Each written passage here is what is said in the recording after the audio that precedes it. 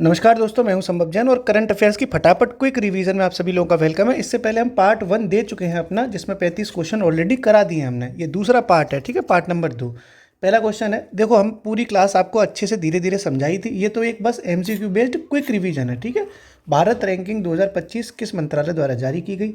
हाल ही में भारत रैंकिंग जो जारी की गई थी दोस्तों, वो ये जारी की गई थी आपकी ये शिक्षा मंत्रालय के द्वारा। NIRF जो फ्रेमवर्क होता है ना, NIRF फ्रेमवर्क राष्ट्रीय शिक्षा से रिलेटेड होता है, ये उसके लिए जारी की जाती है भारत रैंकिंग, शिक्षा मंत्रालय के द्वारा जारी, ठीक है। भारत रैंकिंग 2025 किस फ्रेमवर्क पर आधारित है? तो अभी बताया ना, NIRF पे, ठीक, राष्ट्रीय संस्थागत ranking framework, national institutional ranking framework. तो ये NIRF के द्वारा, C is the right answer. Okay, अगला, ब्लू ड्रैगन किस प्रकार की प्रजाति है? तो हाल ही में बड़ा चर्चा में रही थी ये ब्लू ड्रैगन प्रजाति। स्पेन में बड़ा ड्रामा हो गया था इसको लेके। तो ब्लू ड्रैगन जो प्रजाति है दोस्तों, वो समुद्री स्लग की है, समुद्री स्लग की, ठीक है। ब्लू ड्रैगन के कारण किस देश के समुद्री तट बंद कर दिए गए? तो अभी बताया ना कि स्पेन में ड्रामा हो गया था। ये जो ब्लू ड्रैगन है, वहाँ पर बहुत सारे निकल आए थे, तो वहाँ पर पूरा समुद्री तट बंद कर दिया था। तो ब्लू ड्रैगन के कारण स्पेन के समुद्री तट बंद करने पड़ गए, ठीक है। अगला, आयकर अधिनियम 2025 कब से लागू होगा? तो अभी हाल ही में आयकर अधिनियम शुरू कर दिया है, नया वाला 2025 वाला, और ये 1 अप्रैल से लागू होगा, क्योंकि अपना जो वित्तीय वर्ष है वो 1 अप्रैल से ही माना जाता है ना, तो 1 अप्रैल 2026 से ये लागू होगा। अगला, आयकर अधिनियम 2025 में कौन सी नई अवधारणा शुरू की गई है? तो इसमें एक कर वर्ष जोड़ा गया है, टैक्स ईयर जो है, ये कॉन्सेप्ट लेके आया है ये एक्ट, एक टैक्स ईयर। तो कर वर्ष के माध्यम से, कर वर्ष जो है ये नया कॉन्सेप्ट है आयकर अधिनियम 2025 में। अगला, 82वां वेनिस फिल्म महोत्सव में किसे सर्वश्रेष्ठ डायरेक्टर का पुरस्कार मिला? निर्देशक मतलब डायरेक्टर। तो वेनिस फिल्म महोत्सव में अनुपर्णा राय को, किसको?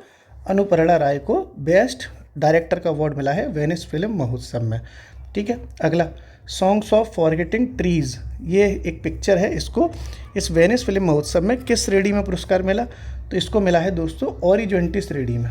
ओरिजेंटी श्रेणी में सॉन्ग्स ऑफ फॉरगेटिंग ट्रीज एक मूवी है, इसको इस वेनिस फिल्म महोत्सव में ये पुरस्कार मिल गया, ओरिजेंटी श्रेणी में बढ़िया पुरस्कार मिल गया, ठीक है।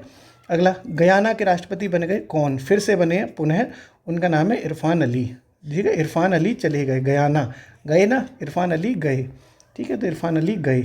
अगला, लुइस कंपनी की ब्रांड एम्बेसडर किसे बनाया गया? हाल ही में इनको बनाया गया आलिया भट्ट को।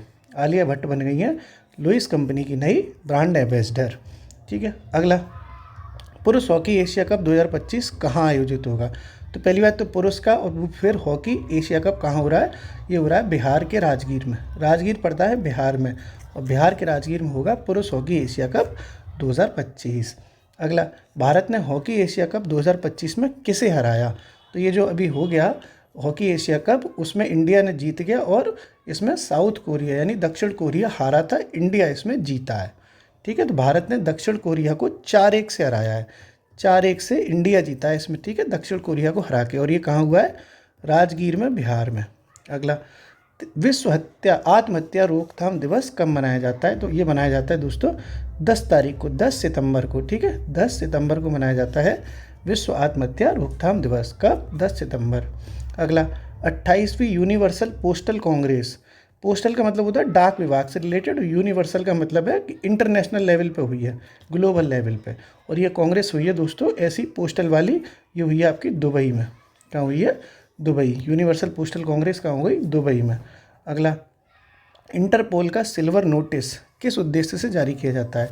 तो हाल ही में ऐसा हुआ जब इंटरपोल ने सिल्वर नोटिस जारी कर दिया, और ये किया जाता है जो अवैध संपत्तियां होती हैं, अवैध संपत्तियां, उनका पता लगाने के लिए।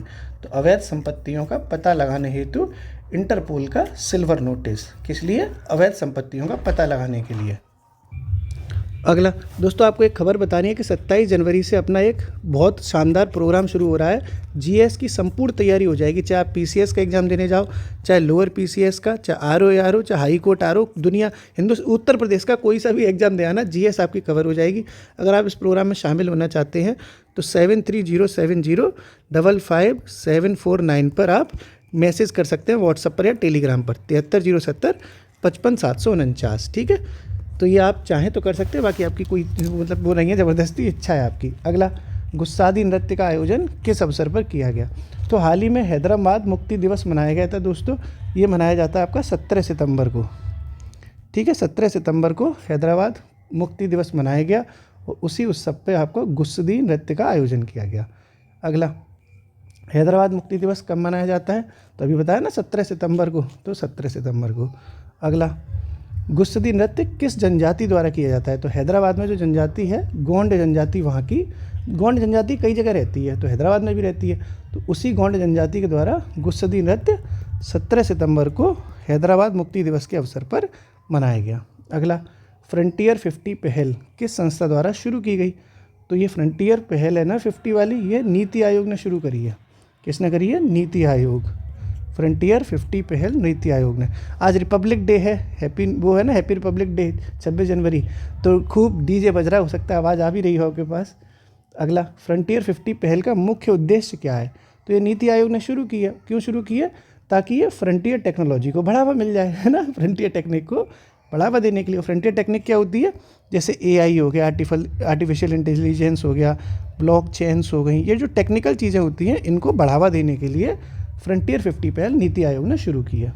अगला, फ्रंटियर 50 पहल के अंतर्गत कितने जिलों या ब्लॉकों को शामिल किया गया है? तो इसमें दोस्तों 50 आकांक्षी जिलों या ब्लॉकों को मिला के शामिल किया गया है। ठीक है, तो 50 आकांक्षी जिले या ब्लॉक इसमें शामिल हैं। अगला, कार्लसवर्ग रिज किस महासागर में स्थित है? तो बहुत सुर्खियों में रहता है अभी कार्लसवर्ग रिज, और ये आपका हिंद महासागर में है। किस में है? हिंद महासागर में। कार्लसवर्ग रिज कहाँ है? हिंद महासागर में। अगला, भारत ने कार्लसवर्ग रिज में संबंधित किस संस्था के साथ समझौता किया है? तो पहली बात तो कार्लसवर्ग रिज हिंद महासागर में होगी। इंडिया ने एक एग्रीमेंट किया है अंतर्राष्ट्रीय, ये सी जो अथॉरिटी होती है, सीबेड अथॉरिटी ISA, अंतर्राष्ट्रीय समुद्री तल प्राधिकरण, इसके साथ इंडिया ने एग्रीमेंट किया है कार्लसवर्ग रिज को लेके। तो इसका आंसर हो जाएगा ISA। ठीक है, इंटरनेशनल सीबेड अथॉरिटी, भारतीय वो अंतर्राष्ट्रीय समुद्री तल प्राधिकरण लिखा है ना, अंतर्राष्ट्रीय समुद्री तल प्राधिकरण। अगला, कार्लसवर्ग रिज में किसकी खोज के लिए समझौता किया गया है? ये तो इंडिया और ISA के बीच में समझौता हुआ है ताकि पॉलीमेट्रिक सल्फर नोड्यूल्स को खोजा जा सके। किसको? पॉलीमेट्रिक सल्फर नोड्यूल्स को। ठीक है, इसकी खोज के लिए इंडिया और ISA के बीच में समझौता हुआ है।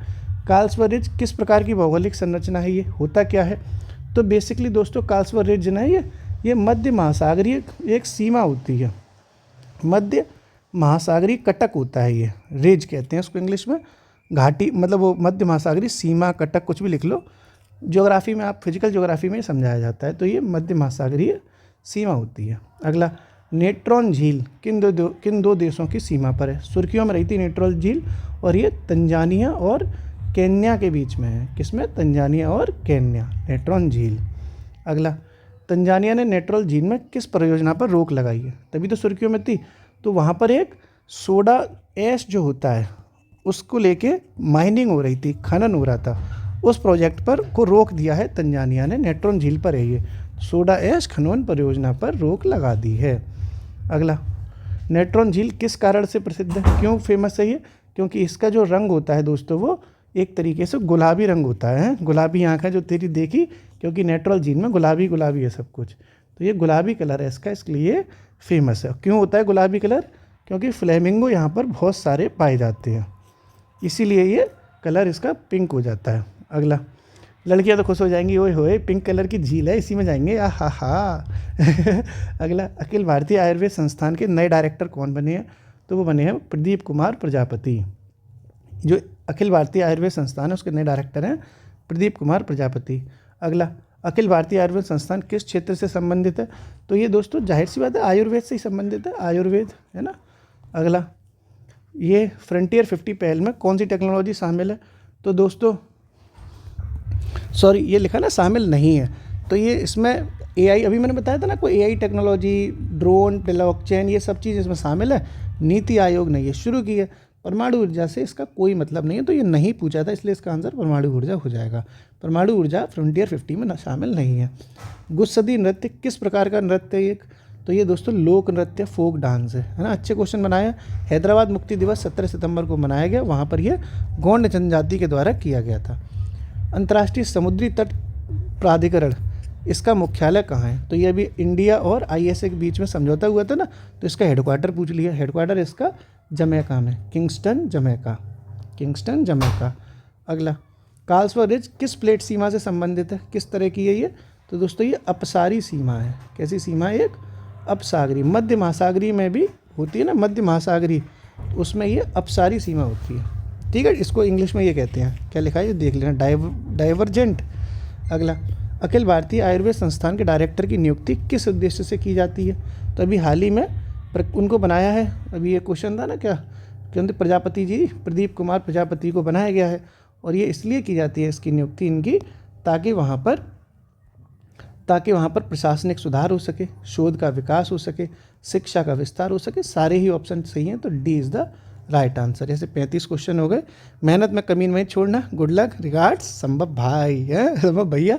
फिर से मुलाकात होगी। फिर से वही बात कि अगर आपको 73 070 55 749 इस नंबर पर मैसेज करके आप 27 जनवरी वाले जो प्रोग्राम, हमारा बहुत शानदार प्रोग्राम शुरू हो रहा है, जिससे आप PCS RO सब की तैयारी एकदम आपको स्मूथली हो जाएगी, मस्त मुस्कुराते हुए।